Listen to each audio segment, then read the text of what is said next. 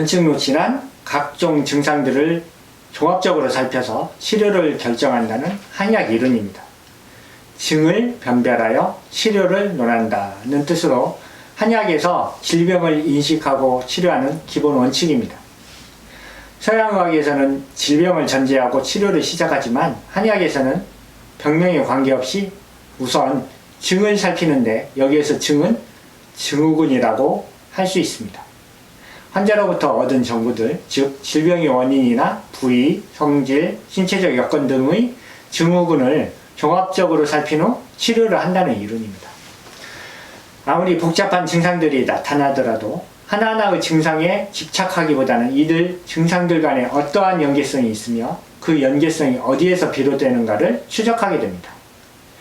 이러한 변증 방법은 여러 가지가 있는데 대표적인 방법 중 하나가 장부변증입니다. 장부변증이란 오장육부, 장부의 생리기능과 병리 표현에 근거하여 질병의 부위, 성질, 한열, 허시를 파악하는 변증 방법입니다. 한방에서는 인체 문제를 오장육부에 귀속시켜서 봅니다. 현대인들에게 이것을 이해시키기가 좀 어렵습니다. 하나씩 예를 들어가면서 설명을 해보겠습니다.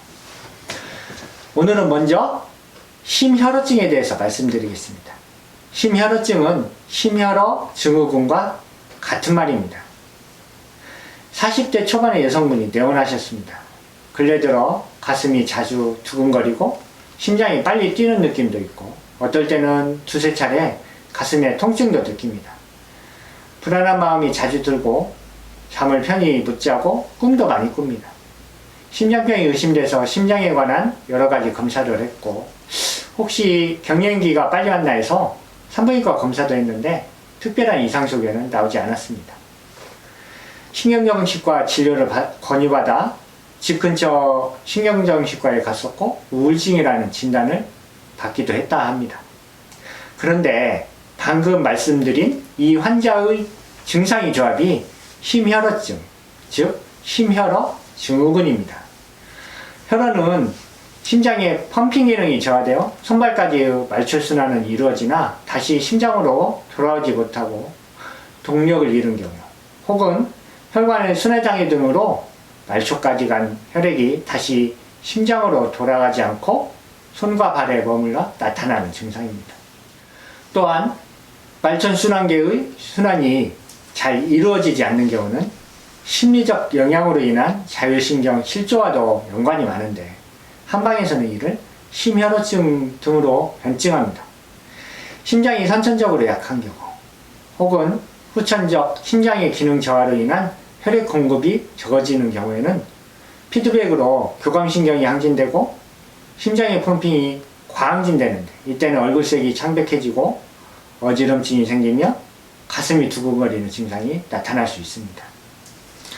이 환자의 증상 하나하나를 치료하는 게 아니고 심혈어의 상태를 개선시키면 이런 다양한 증상들이 같이 좋아질 수 있습니다.